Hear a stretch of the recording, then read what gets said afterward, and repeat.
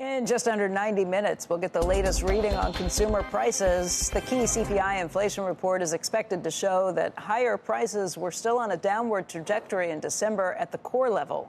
For insights on what that report could mean for the Fed and the markets, we want to bring in Mohamed El-Erian. He is chief economic advisor at Allianz, also the president of Queen's College at Cambridge University. Mohamed, had a group of students who were in with us yesterday, and they asked a question about how we prepare for the CPI, and it got me thinking, you know, we used to not really give a whole lot of credence to a CPI report, but in the last 4 or 5 years, it has gotten much more important. I guess the last 4 years as inflation spiked. This is a key number. What will you be watching? And if the number comes in at 3.8% as expected, how should we react to that? Good morning, Becky. First, it is a key number, not just because of what it tells you about the economy, what it tells you about Fed policy. It also tells you about markets. It also has a political dimension and a social dimension. So it's among the most important numbers right now. And the hope is that we're going to continue to see this smooth disinflation. So this report in particular should have core inflation coming down a bit. Headline inflation would be a bit more sticky. Going forward, it's going to get trickier. The so-called last mile is going to get a lot trickier. We're not going to have the tailwinds that we had, and we're going to have some headwinds. So I'm not really worried about this report, but the next three are going to be particularly interesting. What are those headwinds? So we're seeing further disruption on the supply side. What's happening in the Red Sea is significant. If it persists, it will have a stagflationary impact. That's one. Second, the base effects are not going to be working for you anymore. And then third, there's a limit to how much goods disinflation we're going to get. We need to see services disinflation come down. So far, we've benefited because certain goods have been in outright deflation, and that has dragged the averages down.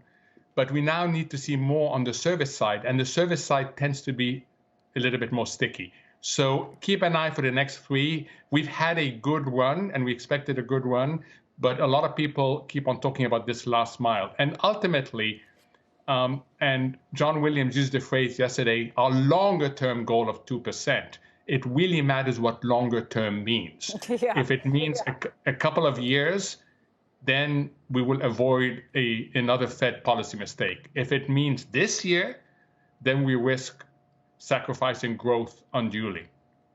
So you think if the Fed were to not cut rates, are you thinking the first half of the year or the second half of the year? I'm thinking more towards the summer.